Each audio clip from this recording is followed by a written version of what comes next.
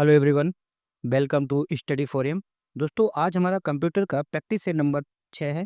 ये पेपर कनिष्ठ विश्लेषक खाते से लिया गया है। कंप्यूटर का इंपॉर्टेंट साबित होगा। इससे पहले 5 प्रैक्टिस सेट करा देंगे। यदि आपने वो नहीं देखें, जरूर देखें। आपको इन 6 प्रैक्टिस सेट जो आज का कराने के बाद आपको 7 से 8 क्वेश्चन मिलेंगे एग्जाम में, कम से कम इन 6 प्रैक्टिस सेटों से। तो चलिए स्टार्ट करते हैं। पहला प्रश्न कह रहा है कि एमएस एक्सेल में निम्नलिखित टेक्स्ट फंक्शन का आउटपुट क्या होगा। ये आपका फंक्शन दिया है, इक्वल टू मिड लाइब्रेरी 4, 2। इसका आंसर क्या हो जाएगा? आपका हो जाएगा आर ए। ठीक है, इसको कैसे किया? ये जो मिड इक्वल, जब आपको इस तरह से मिड का फॉर्मूला मिल रहा है, यहाँ पर लिखा हुआ है लाइब्रेरी लाइब्रेरी 4, 2। इसको कैसे सोल्व किया? देखो, मिड फार्मूला अगर आपको मिल रहा है तो आप क्या करेंगे, 4 को देखेंगे, यानी कि इस वर्ड के स्टार्टिंग से स्टार्ट करेंगे 1 2 3 4। 4 का मतलब ये आपका 4 आर है। ठीक है, तो आर पर रुक जाएंगे और इस आर से 2 डिजिट और ले लेंगे। ठीक, आर से 2 डिजिट, यानी कि आर ए इसका राइट आंसर हो जाएगा। क्लियर हुआ क्या क्या है? ऐसे ही अगले एग्जाम्पल को अगर हम और देखें, इक्वल टू मिड कंप्यूटर 2, 3। इसका मतलब है कंप्यूटर में हम सी से स्टार्ट करके 2 डिजिट तक जाएंगे, मतलब 2 कैरेक्टर तक जाएंगे। 1 2, 2 यहाँ पर रुक जाएंगे। इसके बाद क्या लेंगे कि 2 से 3 तक और जाएंगे। तो 2 से स्टार्ट करेंगे 3 तक, 1 2 3, यानी कि 3 और ले लेंगे। तो OMP इसका राइट आंसर हो जाएगा। एक और समझे, जैसे कि इक्वल मिड एजुकेशन 5, 4, यानी कि एजुकेशन में ई से स्टार्ट होंगे, 5 तक जाएंगे। तो हम गए 1 2 3 4 5, यानी कि ए पर हम रुक गए और एक के बाद से 4 डिजिट ले लेंगे। 4 डिजिट का मतलब 4 करेक्टर ले लेंगे। ठीक है, तो 1 2 3 4। ठीक है, 1 2 3 4 ओ तक। तो ATIO इसका राइट आंसर हो जाएगा। ठीक है, 5 तक गए, 5 के बाद 4 उठा लेंगे। ठीक है, ऐसे ही अगला अगर हम देखें, इक्वल मिड ओपन AI 1, 4। 1 का मतलब पहली जगह रुक जाएंगे, तो यहाँ से हम 4 और ले लेंगे। तो इसका क्या हो जाएगा, 1 2 3 4, ओपन इसका राइट आंसर हो जाएगा। ऐसे ही अगर हम देखें मिड मैथमेटिक्स 4, 5, तो 1 2 3 4, यानी कि H पर रुक जाएंगे और H से हम 5 तक और जाएंगे। तो 1 2 3 4 5, यानी कि ये आपका हेमत इसका राइट आंसर हो जाएगा, HEMAT। उम्मीद करता हूँ ये मिड वाला फार्मूला आपको समझ में आया होगा। इसके अलावा एक सीलिंग वाला फार्मूला पूछा जाता है, सीलिंग का पूछा जाता है। ठीक है, सीलिंग वाला पूछा जाता है और फ्लोर वाला, ये 3 फार्मूले मेनली पूछे जाते हैं। सीलिंग का क्या होता है हमने बता दिया था, फ्लोर का भी क्या होता है ये भी बता दिया, और आपने मिड का भी देख लिया। क्लियर है? बढ़ते हैं नेक्स्ट प्रश्न की तरफ। अगला प्रश्न क्या है, TCP और IP मॉडल के बारे में निम्नलिखित में से कौन सा कथन गलत है? ये प्रश्न पहले ही पढ़ा चुके हैं, है ना, तो ये रिपीटेड मिल रहे हैं। तो TCP आप जानते हैं, ट्रांसमिशन कंट्रोल प्रोटोकॉल, इसका राइट आंसर फुल फॉर्म होता है IP का मतलब इंटरनेट प्रोटोकॉल। पहला ऑप्शन देखते हैं, कह रहा है कि data link layer OSI model की पहली लेयर होती है। हमने OSI मॉडल भी पढ़ाया है, और OSI मॉडल की पहली लेयर अगर हम नीचे से जाएं तो पहली लेयर फिजिकल लेयर होती है, ना कि डेटा लिंक लेयर। तो ये बात गलत है, तो बस यहीं से गलत हो गया। तो इसका राइट आंसर क्या हो जाएगा? Option number A is right answer. Next भी देख लेते हैं जो हमारी नॉलेज को बढ़ाएगा। ट्रांसपोर्ट लेयर TCP का उपयोग करके विश्वसनीय डेटा ट्रांसमिशन सुनिश्चित करता है। इस बात को याद रखेंगे, ये सही है। ट्रांसपोर्ट लेयर क्या होती है? देखो, TCP की 4 लेयर होती हैं। TCP और IP मॉडल की 4 लेयर होती हैं, जबकि OSI मॉडल की 7 लेयर होती हैं। वो कौन कौन सी होती हैं वो भी हम लोग डिस्कस करेंगे, और पहले भी ये हम बता चुके हैं। नेक्स्ट पॉइंट देखें, नेटवर्क लेयर उपकरणों के बीच पैकेटों की राउटिंग करने के लिए उत्तरदायी होती है। ये भी बात सही है कि नेटवर्क लेयर क्या करती है, 2 उपकरणों के बीच राउटिंग या रूटिंग या रास्ता बनाता है। कौन? Network layer. अगला पॉइंट क्या कह रहा है कि एप्लीकेशन लेयर में HTTP और FTP मतलब hyper text transfer protocol, FTP file transfer protocol जैसे प्रोटोकॉल शामिल होते हैं। ये भी बात सही है। तो कह रहा है कि उपरोक्त में से कोई नहीं, ये 5 ऑप्शन दिए जाते हैं। तो कौन सा ऑप्शन गलत है? ऑप्शन नंबर ए गलत है, बाकी ये तीनों ही बिंदु सही हैं। क्लियर है? ये बात यहाँ पर ज़्यादा डिस्कस नहीं करेंगे। TCP क्या होता है, प्रोटोकॉल क्या होता है, ये हम पहले ही पढ़ा चुके हैं। अब ये थोड़ा देख लेते हैं कि OSI मॉडल आखिरकार हम पढ़ा चुके हैं, फिर भी यहाँ पर हम रिवीजन करते हैं। ठीक है, OSI मॉडल की लेयर याद रखेंगे। सीक्वेंस भी पूछा जाता है कि ऊपर से नीचे या नीचे से ऊपर, इनको याद रखेंगे। हमने ट्रिक बताई थी आपको, PhD नेता से पाप। PhD नेता से क्या हो गया है? आप पाप हो गया है। ये क्या है? नीचे से ऊपर की तरफ है। ये सीक्वेंस जो है नीचे से ऊपर की तरफ है, अगर आपसे ऊपर से नीचे की तरफ पूछा जाए तो आप इधर से उल्टा चलेंगे। पीएच का मतलब है फिजिकल लेयर, डी से मतलब है डेटा लिंक लेयर, एनई का मतलब है नेटवर्क लेयर, टीए का मतलब यहाँ पर ट्रांसपोर्ट लेयर, एसई से मतलब सेशन लेयर, और पी से प्रेजेंटेशन लेयर, और एपी से मतलब एप्लीकेशन लेयर। ये ओएसआई मॉडल की 7 लेयरें हैं। यहाँ पर भी देख लेते हैं। सबसे ऊपर की जो लेयर होती है ओएसआई मॉडल की, वो होती है एप्लीकेशन लेयर। फिर आती है आपकी प्रेजेंटेशन लेयर, फिर आती है आपका सेशन लेयर, फिर आता है आपका transport layer, network layer, data link layer और फिजिकल लेयर। ये सीक्वेंस याद रखेंगे। बाकी इनका क्या काम होता है हम पहले ही पढ़ा चुके हैं। वो आप अगर नहीं देखें तो देखें जाके, पिछली वीडियो जरूर देखें। भाई हम टीसीपी की बात करें तो इसकी 4 लेयर होती हैं। याद रखेंगे अति, अति करके याद रखेंगे। हिंदी में अगर लिख दें तो ऐसे करके याद रखेंगे, वो अति हो गई ना, अति करके। ए से आपका एप्लीकेशन लेयर, टी से आपका ट्रांसपोर्ट लेयर, आई से आपका इंटरनेट लेयर, और एच से होस्ट टू नेटवर्क लेयर याद रखेंगे। क्लियर है? बढ़ते हैं नेक्स्ट प्रश्न की तरफ। अगला प्रश्न क्या कह रहा है कि कौन सा मोबाइल डिवाइस से कंपेटिबल टीवी या मॉनिटर पर सीमलेस स्ट्रीम स्क्रीन शेयरिंग को सक्षम बनाता है। तो आप जानते हैं कास्ट का मतलब क्या होता है, कास्टिंग करते हैं ना, स्क्रीन को शेयर करना आपका कास्टिंग कहलाता है। तो मेरा कास्ट इसका राइट आंसर हो जाएगा। मेरा कास्ट है क्या? मेरा कास्ट एक स्क्रीन शेयरिंग है। इसको शेयर करने के लिए नेटवर्क की जरूरत नहीं पड़ती है, ये याद रखेंगे। बाकी ज़्यादातर जो कास्टिंग डिवाइसेस होती हैं या जो प्लेटफॉर्म होते हैं, उनमें मोस्टली क्या है कि आपको नेटवर्क की ज़रूरत पड़ती है। मेरा कास्ट में आपको नेटवर्क की ज़रूरत नहीं पड़ती, इस बात को याद रखेंगे। तो मेरा कास्ट इसका राइट आंसर हो जाएगा। बाकी इसके बारे में बहुत ज़्यादा जानना नहीं। मेरा कास्ट क्या है? एक आपका सीमलेस स्क्रीन शेयरिंग एप्लीकेशन है या फीचर है, इस तरह से कह सकते हैं। बढ़ते हैं नेक्स्ट प्रश्न की तरफ। अगला प्रश्न क्या कह रहा है कि नेटवर्किंग में मेल सर्वर से ईमेल पुनः प्राप्त करने के लिए किस प्रोटोकॉल का उपयोग किया जाता है? अब ये प्रश्न भी हम करा चुके हैं, तो इनमें सरल है ना, क्वेश्चन बार बार मिल रहे हैं। तो आप जानते हैं कि जब हम ईमेल को प्राप्त करना होता है तो किस प्रोटोकॉल का इस्तेमाल होता है? POP3 प्रोटोकॉल का इस्तेमाल होता है। ठीक है, ये याद रखेंगे, इंपॉर्टेंट है। ईमेल को प्राप्त करना है तो POP3 प्रोटोकॉल का इस्तेमाल होता है, जबकि ईमेल को भेजने के लिए, सेंड करने के लिए आपका SMTP प्रोटोकॉल का इस्तेमाल होता है। इसको भी याद रखेंगे। तो POP3 की फुल फॉर्म क्या है, ये भी पूछा जा सकता है। तो POP3 का मतलब होता है पोस्ट ऑफिस प्रोटोकॉल वर्जन 3, यानी कि पोस्ट ऑफिस प्रोटोकॉल वर्जन 3 इसकी फुल फॉर्म होती है। इसका पोर्ट नंबर भी याद रखेंगे। POP3 का पोर्ट नंबर याद रखेंगे 110, इंपॉर्टेंट है। 110 इसका क्या है? पोर्ट नंबर है। कैसे याद करेंगे? हालांकि ये थोड़ा लिंक कर सकते हैं। पीओपी में ये आपको 1 दिख रहा है, ये भी आपको 1 दिख रहा है, बीच में आपको 0 दिख रहा है। यानी कि ये कुछ इस तरह से है, 101 तो नहीं है लेकिन 110 है, लिंक कर सकते हैं इससे। ठीक है? तो ऐसे आप कर सकते हैं। पीओपी 3 का पोर्ट नंबर 110 याद रखेंगे। भाई अगर हम ईमेल सेंड करने के लिए किस प्रोटोकॉल का इस्तेमाल होता है? एसएमटीपी का होता है, simple mail transfer protocol. Simple mail transfer protocol इसका फुल फॉर्म है। इसकी पोर्ट संख्या भी पूछी जाती है, तो पोर्ट संख्या इसकी 25 है। ठीक है, 25 है। एस आप देख रहे हैं 5 की तरीके से बना है, तो यानी कि आप समझ सकते हैं कि 5 होगा, तो यानी कि इस तरह से याद कर सकते हैं, लिंक कर सकते हैं, ये आपका 25 है।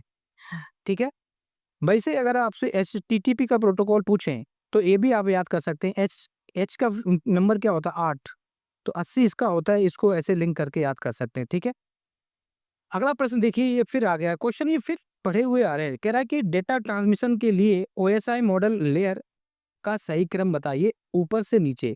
अभी अभी हमने जस्ट बताया कि ऊपर से नीचे और या नीचे से ऊपर की ट्रिक क्या थी, हमने बताया था पीएचडी नेता से पाप। तो ये उल्टा पूछ दिया, यानी कि ऊपर से नीचे पूछ दिया है। ऊपर से नीचे पूछ दिया, ये ट्रिक लिखी हुई पीएचडी नेता से पाप। तो ऊपर से सबसे पहले क्या होगा? एप्लीकेशन लेयर होगा। सबसे पहले क्या होगा? Application layer. फिर होगा आपका क्या? प्रेजेंटेशन लेयर, फिर आपका सेशन लेयर, फिर आपका ट्रांसपोर्ट लेयर, फिर आपका network layer, data link layer और फिजिकल लेयर। ये ऊपर से नीचे हैं। ऑप्शन में देखते हैं network layer, physical layer, transport layer और एप्लीकेशन लेयर। तो यानी कि सबसे ऊपर क्या होगी? सबसे बड़े नंबर पर क्या होगी? आपकी एप्लीकेशन लेयर होगी, क्योंकि एप्लीकेशन लेयर है। पी से आपका प्रेजेंटेशन लेयर ऑप्शन में है नहीं, तो इसको हटा देंगे।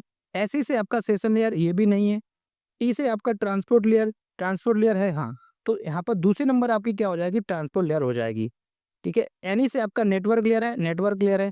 तीसरे नंबर पर आपकी नेटवर्क लेयर हो जाएगी। डेटा लिंक लेयर ऑप्शन में है नहीं। पीएचडी फिजिकल लेयर आपका है, फिजिकल लेयर है, तो फिजिकल लेयर आपकी 4 नंबर पर हो जाएगी। तो इसका राइट आंसर क्या हो जाएगा? ऊपर से नीचे मतलब ऊपर से नीचे का मतलब ऑप्शन अगर हम देखें तो सबसे पहले 4 नंबर आएगा, फिर 3 आएगा, फिर 2 आएगा, फिर 1 आएगा, हाँ 1 आएगा, फिर 2 आएगा। ठीक है? तो इसका राइट आंसर क्या हो जाएगा? यानी कि ये सबसे ऊपर होगी, यानी कि 4 नंबर ऑप्शन सबसे ऊपर होगा। दू दूसरे नंबर पर जो होगा वो 1 नंबर नेटवर्क लेयर, यानी कि ये ऑप्शन गड़बड़ हो गए क्या? हाँ, दूसरे नंबर पर आपकी ट्रांसपोर्ट लेयर है, ये ना ये ट्रांसपोर्ट लेयर। तीसरे नंबर आपकी नेटवर्क लेयर और चौथे नंबर पर फिजिकल लेयर। क्लियर है? तो ये याद रखेंगे, ये ट्रिक काम में आपके आएगी। बढ़ते हैं नेक्स्ट प्रश्न की तरफ। अगला प्रश्न क्या कह रहा है कि सोशल मीडिया में कौन सी अवधारणा उपयोगकर्ता के कनेक्शनों के साइज और स्ट्रेंथ को संदर्भित करती है? अच्छा क्वेश्चन है, इंपॉर्टेंट है। कह रहा है कि जो हम सोशल मीडिया प्लेटफॉर्म इस्तेमाल करते हैं, जैसे कि आपका फेसबुक हो गया, इंस्टाग्राम हो गया, है ना? ऐसे कई सारे एप्लीकेशन हैं। तो सोशल मीडिया में कौन सी अवधारणा, यानी कि कौन सा वो कॉन्सेप्ट है जो उपयोगकर्ता के कनेक्शनों के साइज और स्ट्रेंथ को संदर्भित करता है? तो वो आपका सोशल ग्राफ संदर्भित करता है। अब यहाँ पर जो टर्म आ रहा है आपका कनेक्शनों के लिए साइज और स्ट्रेंथ, आखिर ये है क्या? इसको समझ लेंगे तो ये क्वेश्चन आराम से समझ में आएगा। ठीक है? तो सोशल ग्राफ इसका राइट आंसर हो जाएगा। सबसे पहले हम समझते हैं कि ये सोशल ग्राफ है क्या? सोशल ग्राफ क्या है, इस बात को अगर समझें तो ये क्वेश्चन आसानी से पकड़ में आ जाएगा। तो समझते हैं कि सोशल ग्राफ है क्या।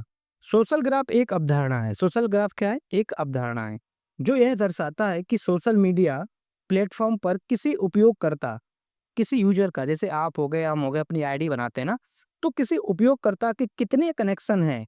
ठीक? तो सोशल ग्राफ ये बताता है कि किसी उपयोगकर्ता के कितने कनेक्शन हैं। अब ये कनेक्शन या साइज क्या है ये भी बात करेंगे, और उन कनेक्शनों के साथ उसका संबंध कितना मजबूत है, ये आपका सोशल ग्राफ बताता है। तो बात समझ में है सोशल ग्राफ क्या बताता है? सोशल ग्राफ ये बताता है कि कोई भी यूजर यूजर के कितने कनेक्शन हैं, यानी कि कितना उसका साइज है, कितनी उसकी रेंज है, यानी कि कह सकते हैं, अब आप समझेंगे कनेक्शन का मतलब क्या है, मजबूत का मतलब क्या है यहाँ पर, अब आप समझेंगे। जैसे कि आपकी कोई आईडी है, आप फेसबुक बनाते हैं या आप इंस्टाग्राम ले लीजिए, आपके इंस्टाग्राम में कितने फॉलोअर हैं, ये आपका कनेक्शन साइज को बताता है। ठीक है?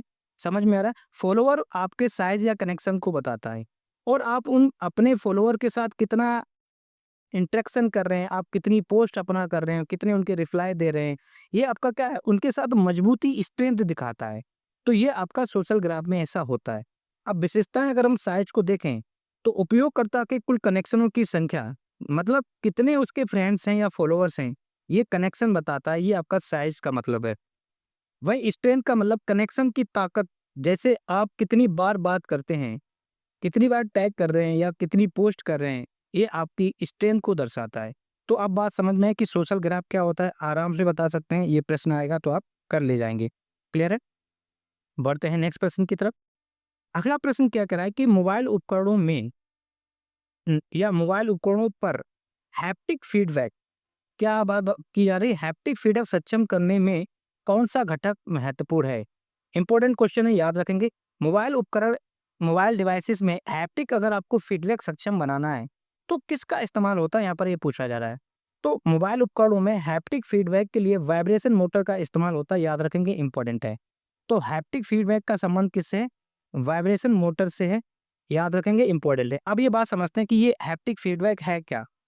पहले तो हमें ये पता भी तो होना चाहिए कि ये हैप्टिक फीडबैक है क्या, और वाइब्रेशन मोटर इसको का काम क्या है। समझते हैं कि हैप्टिक फीडबैक क्या है। क्लियर? इंपॉर्टेंट पॉइंट है, ये भी टर्म पूछा जा सकता है कि हैप्टिक फीडबैक क्या होता है, ऐसे भी पूछा जा सकता है। तो समझते हैं, हैप्टिक फीडबैक मोबाइल उपकरणों में एक प्रकार की स्पर्श प्रतिक्रिया है। हैप्टिक फीडबैक क्या होता है, मोबाइल को जो हम टच करते हैं ना, टच करने की एक प्रक्रिया आपकी क्या है, हैप्टिक फीडबैक है। जिसमें इसमें होता क्या है, उपयोगकर्ता की स्पर्श करने पर, उपयोगकर्ता को स्पर्श करने पर या दबाने पर या स्वाइप करने पर हल्का कंपन महसूस होता है। कभी-कभी आप देखते हैं कि हम अपने डिस्प्ले को टच करते हैं, वाइब्रेशन मोड पे लगाते हैं, तो क्या टच करने पर हमें क्या होता है कि कंपन फील होता है ना? तो हैप्टिक फीडबैक का मतलब यही होता है, कंपन करना, ठीक, कंपन को फील करना है। ये उपयोगकर्ता को एक फिजिकल संकेत देता है, उसका टच इनपुट सफल हुआ। ठीक है? समझ में आ रहा है कि हैप्टिक फीडबैक क्या है? स्क्रीन को टच करना और वाइब्रेशन को फील करना। इससे मैं इस हमारा फिजिकल टच हो गया, हमने सो मोबाइल डिवाइस को पता चल गया कि हमने इसको टच किया है। ये आपका हैप्टिक फीडबैक होता है। समझ में आया?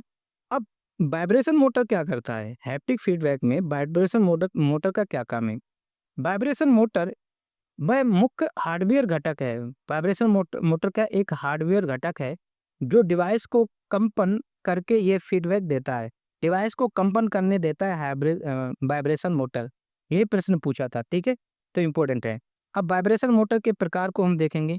ईआरएम ईआरएम यानी कि इसेंट्रिक रोटेटिंग मास इसका एक प्रकार है। एलआरए याद रखेंगे, लीनियर रेजोनेंट एक्चुएटर इसका एक प्रकार है। और हैप्टिक्स इंजन इसका एक प्रकार है, याद रखेंगे। इसके अलावा ऑप्शन में प्रोक्सिमिटी सेंसर भी था, याद रखेंगे कि प्रोक्सिमिटी सेंसर क्या होता है। ये भी पॉइंट याद रखेंगे ताकि क्वेश्चन एलिमिनेट करके भी हम कर सकते हैं, ठीक है। तो प्रोक्सिमिटी सेंसर का मतलब होता है एक ऐसा सेंसर होता है जो ये पहचान करता है कि कोई वस्तु या उपयोगकर्ता उससे कितनी पास है, उसके कितने पास है बिना छुए हुए। तो बिना टच किए हुए ये किसी चीज़ की लोकेशन बताता कि वो उससे कितनी दूर है, ठीक है? जैसे इसका इस्तेमाल मोबाइल में होता है, टैबलेट में होता है, ऑटोमोबाइल आदि कई उपकरणों में प्रॉक्सिमिटी सेंसर का इस्तेमाल होता है। उम्मीद करता हूँ प्रॉक्सिमिटी सेंसर क्या होता है, समझ में आ गया होगा। एक ऑप्शन में था ambient light sensor. Ambient light sensor क्या करता है कि चारों ओर की रोशनी को मापता है। ठीक है, चारों ओर की रोशनी को कौन मापता है? एम्बिएंट लाइट सेंसर मापता है, इस बात को याद रखेंगे। जायरोस्कोप की अगर हम बात करें तो ये दिशा और रोटेशन को बताता है। अगर आपका डायरेक्शन और रोटेशन से संबंधित प्रश्न है तो आप जायरोस्कोप आंसर मारेंगे। क्लियर है? बाकी ये इंपॉर्टेंट थे। बढ़ते हैं नेक्स्ट प्रश्न की तरफ। अब ये प्रश्न भी आसान है। एचटीएमएल के बारे में बता दिया था, एसक्यूएल के बारे में बता दिया था, ये अभी हम लोगों ने डिस्कस नहीं किए थे, इनको भी अब देख लेते हैं। एचटीएमएल क्या है? यहाँ पर ये पूछा था कि एचटीएमएल उनके क्या फंक्शन है, इनका क्या विवरण है। एचटीएमएल की फुल फॉर्म पहले हम जाने तो हाइपर टेक्स्ट मार्कअप लैंग्वेज इसकी एक फुल फॉर्म होती है। ये करता क्या है? ये वेब पेजों पर कंटेंट को स्ट्रक्चर करता है। इंपॉर्टेंट है, याद रखेंगे। वेब पेजों पर कंटेंट को स्ट्रक्चर करता है कौन? आपका एचटीएमएल, इस बात को याद रखेंगे। भाई हम सीएसएस की बात करें तो सीएसएस की फुल फॉर्म ही होती है कास्केडिंग स्टाइल शीट्स। ठीक है, तो ये स्टाइल देता है, ये वेब पेजों को स्टाइल करता है। अगर आपको सीएसएस की फुल फॉर्म पता होती तो आप आराम से मार सकते थे, क्योंकि इसमें एस का मतलब स्टाइल है। तो इसका स्टाइल यहाँ पर ऑप्शन में ये आंसर हो गया। जावा स्क्रिप्ट क्या करता है? वेब पेजों में इंटरेक्टिविटी जोड़ता है। ये इंटरेक्टिविटी जोड़ता है, इसको याद रखेंगे। एसक्यूएल हम पहले ही बता चुके हैं, डेटाबेस से संबंध होता है। हमने आपको पहले ही बताया था, जब भी आपको एसक्यूएल मिलेगा तो एसक्यूएल का संबंध किससे होता है? डेटा मैनेजमेंट से होता है। तो आप डायरेक्ट आंसर मान सकते हैं एसक्यूएल। एसक्यूएल की फुल फॉर्म में स्ट्रक्चर्ड क्वेरी लैंग्वेज। तो ये डेटाबेस प्रबंधित करता है, स्टोर करता है, मैनेज करता है, एसक्यूएल याद रखेंगे। इसके अलावा हम एचटीएमएल को थोड़ा चर्चा करें तो एचटीएमएल की full form hyper text markup language होती है, याद रखेंगे। इसकी भूमिका क्या होती है? ये किसी वेब पेज की बुनियादी संरचना को परिभाषित करता है। किसी वेब पेज की बुनियादी संरचना को परिभाषित कौन करता है? एचटीएमएल, याद रखेंगे। इसका विकास किसने किया? एचटीएमएल को किसने डेवलप किया? तो टिम बर्नर्स-ली द्वारा इसको डेवलप किया गया, याद रखेंगे। इसके अलावा ये भी इंपॉर्टेंट पॉइंट है, डब्ल्यू पर वेब पेज के डिजाइन में प्रयोग होने वाली सॉफ्टवेयर भाषा है। ये प्रश्न पूछा जाता है।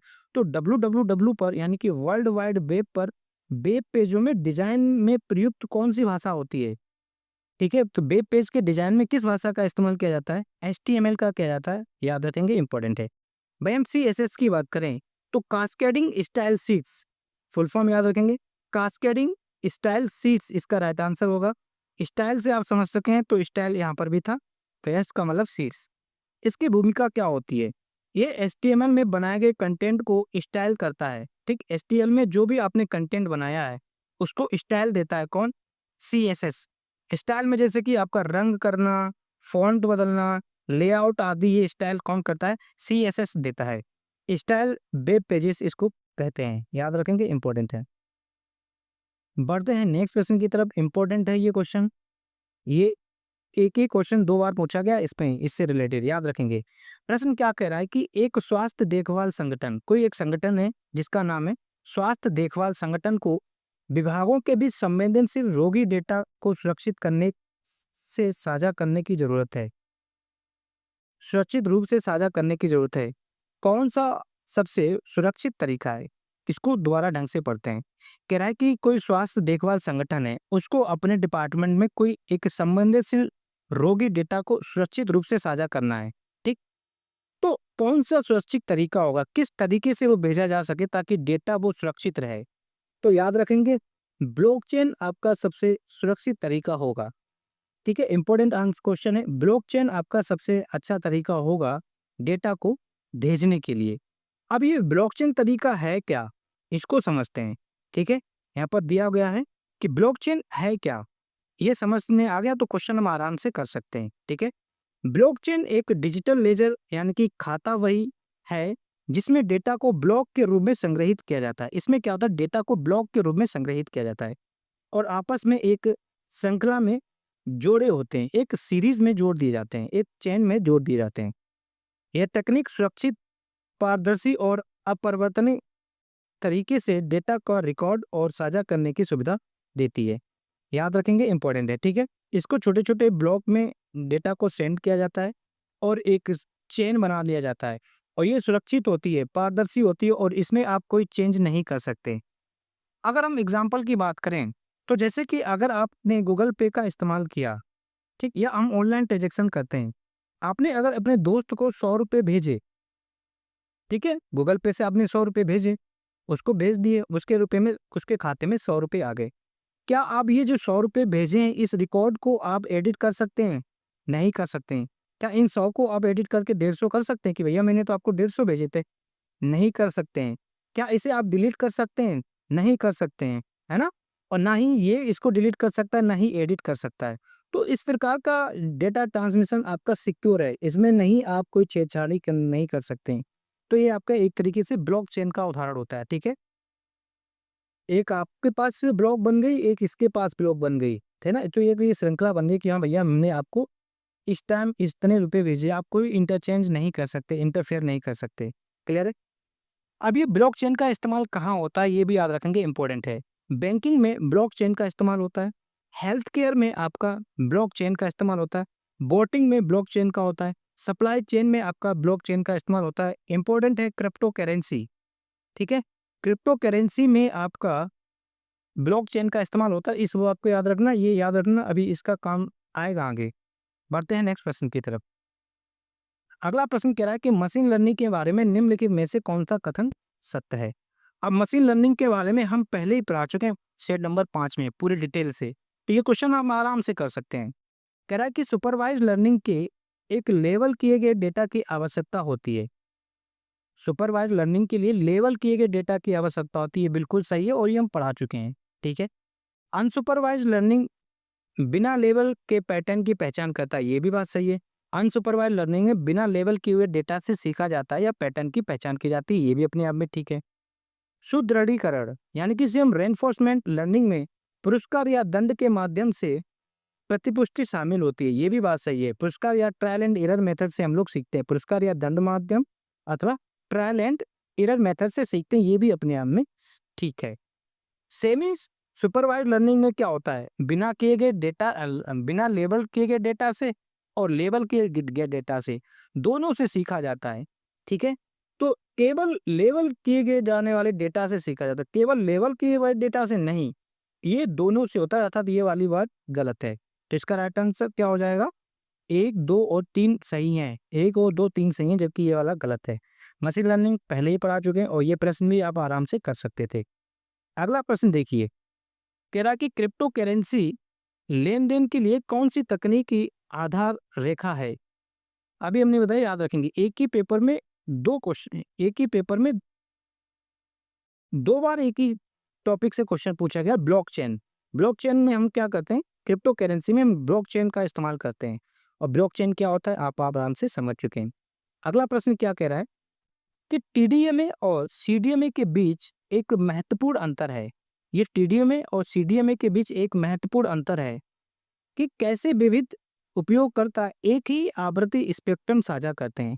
एक ही आवृत्ति स्पेक्ट्रम ये साझा करते हैं और टीडीएमए और सीडीएमए में अंतर क्या है।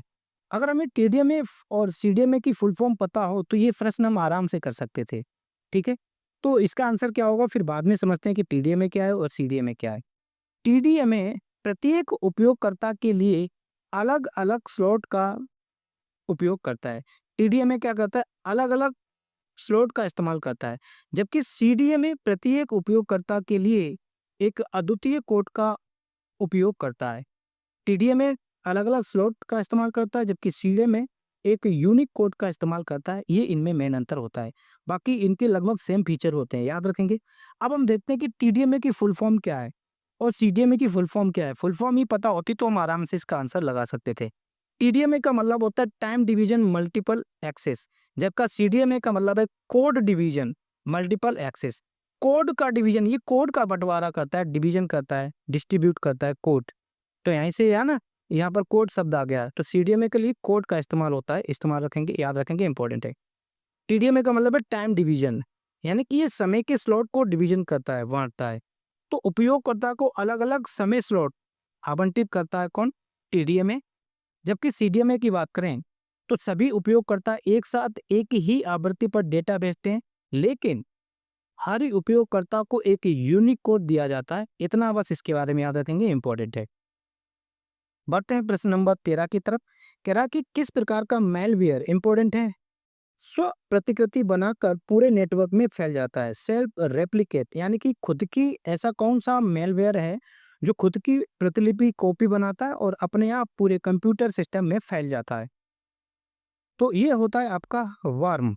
ठीक है, याद रखेंगे, इंपॉर्टेंट है। वार्म एक ऐसा मेलवेयर है, वार्म एक प्रकार का स्वतंत्र रूप से कार्य करने वाला मेलवेयर है। ये स्वतंत्र रूप से कार्य करने वाला मेलवेयर होता है, याद रखेंगे वार्म के बारे में। ये बिना किसी मानव हस्तक्षेप से एक कंप्यूटर से दूसरे कंप्यूटर तक फैल सकता है। कौन? वार्म। वार्म का उद्देश्य क्या होता है? ये स्वयं की कॉपी बनाना और नेटवर्क में फैलना इसका उद्देश्य होता है, याद रखेंगे, वार्म के रूप में। वार्म के उदाहरण याद रखेंगे, आई लव यू वार्म, ये इसका एक उदाहरण है। माय डूम वर्म इसका उदाहरण है। कॉन्फ़िगर वर्म इसका एक उदाहरण है। याद रखेंगे वर्म क्या होता है, समझ में आया? वर्म क्या होता है? अपनी कॉपी बना लेता है और अपने आप फैल जाता है। इतना याद रखेंगे, इंपॉर्टेंट है। बढ़ते हैं नेक्स्ट प्रश्न की तरफ। अब ये एचटीटीपी और एचटीटीपीएस के बारे में कौन सा कथन सत्य है? ये भी कर सकते थे आराम से, इसके बारे में भी पढ़ा हुआ है। एचटीटीपी और एचटीटीपीएस के बारे में कौन सा कथन सत्य है? देखो, पहले तो इनमें इंपॉर्टेंट मेन बिंदु यहाँ से याद रखेंगे।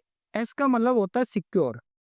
यहाँ पर एस का मतलब क्या है? सिक्योर, यानी कि ये सिक्योरिटी देता है, ये सिक्योरिटी नहीं देता है। ये सिक्योर होता है, इस बात को याद रखेंगे। ये इनमें मेन अंतर होता है। अब देखते हैं, कह रहा है कि एचटीटीपीएस क्लाइंट और सर्वर के बीच आदान प्रदान किए गए डेटा को इनक्रिप्ट करता है। ये बिल्कुल सही। इनक्रिप्ट का मतलब कह सकते हैं सुरक्षित रखता है, बिल्कुल सही है। एस का ही मतलब होता है सिक्योर, सुरक्षित।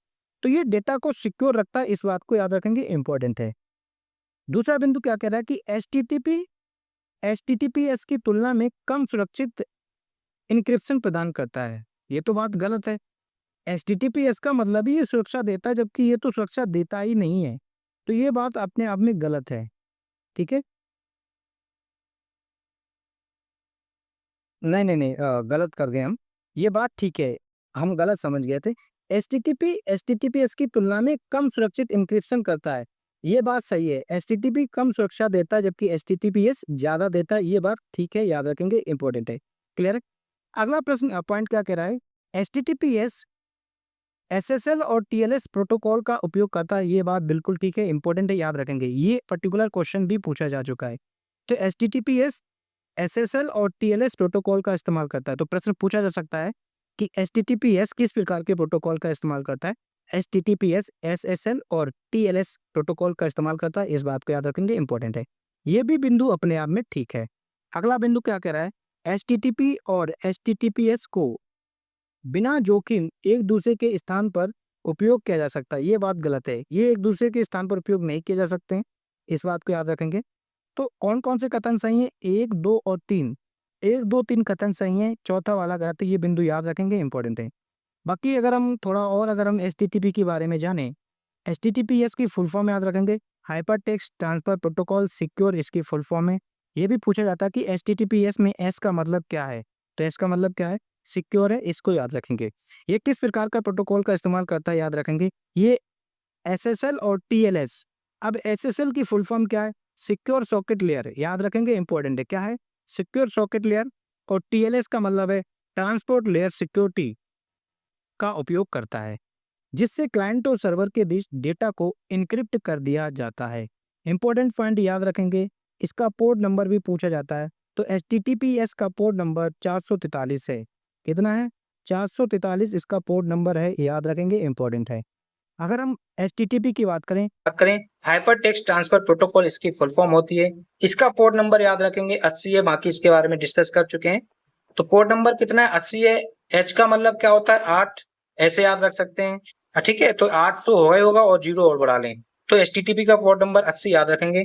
इसमें ट्रांसफर किया गया डेटा प्लेन टेक्स्ट के रूप में होता है। किस में फॉर्म में होता है? प्लेन टेक्स्ट फॉर्म में होता है, जिसे कोई भी मिडल मैन पढ़ सकता है, हैक किया जा सकता है। ठीक है, अंतिम प्रश्न। अंतिम प्रश्न क्या कह रहा है कि एसएसडी के बारे में निम्नलिखित में से कौन सा कथन सत्य है? एसएसडी हम लोग बोलते हैं ना, अरे यार अपने सिस्टम या लैपटॉप में एसएसडी लगवा लो तो कंप्यूटर बहुत फास्ट चलेगा, है ना। यानी कि एसएसडी फास्ट होती है किसकी अपेक्षा? हार्ड डिस्क की अपेक्षा। तो देखते हैं क्या इसके बारे में सही है या गलत है, देखते हैं। एसएसडी सीक्वेंशियल डेटा एक्सेस के लिए एसएसडी एचएसडी की तुलना में धीमी होती है। नहीं, हम तो फास्ट होती है इसलिए तो एसएसडी लगवाते हैं, तो ये बात गलत है। एसएसडी नैंड आधारित फ्लैश मेमोरी का उपयोग करती है, याद रखेंगे, इंपॉर्टेंट है। तो एसएसडी जो है यह एएनडी आधारित फ्लैश मेमोरी का इस्तेमाल करती है, इसको याद रखेंगे, इंपॉर्टेंट पॉइंट है। ठीक है, अगला बिंदु क्या कह रहा है, ये बिल्कुल सही है। एसएसडी में कोई मूविंग भाग नहीं होता। एसएसडी तो एक इलेक्ट्रॉनिक डिवाइस टाइप से होती है, एक छोटी सी, उसमें कोई मूविंग भाग नहीं होता, ये बिल्कुल ठीक है। जो उन्हें एसएसडी की तुलना में अधिक टिकाऊ बनाता है, ये बिल्कुल सही है। आप जानते हैं कि हार्ड डिस्क में मूविंग पार्ट होता है जबकि एसएसडी में नहीं होता है, इसको याद रखेंगे। क्लियर है? एसएसडी एचएसडी की तुलना में कम बिजली खपत करते हैं, ये भी बात ठीक है। यानी कि ये तीनों ही बिंदु एसएसडी के बारे में सही हैं और जबकि पहला बिंदु गलत है। ठीक है, तो आंसर इसका हो जाएगा 2 और 3, 4 सही हैं। एसएसडी की फुल फॉर्म की अगर हम बात करें तो सॉलिड स्टेट ड्राइव इसकी फुल फॉर्म है। भाई एसएसडी की फुल फॉर्म की बात करें, हार्ड डिस्क ड्राइव इसकी फुल फॉर्म है। तो दोस्तों ये 15 क्वेश्चन थे। इनमें से कुछ क्वेश्चन हम लोगों ने पहले ही पढ़े थे, कुछ क्वेश्चन ऐसे हैं जो नहीं पढ़े थे, वो भी अब आप लोगों ने देख लिया। अब आपका कॉन्फिडेंस लेवल थोड़ा और बढ़ेगा।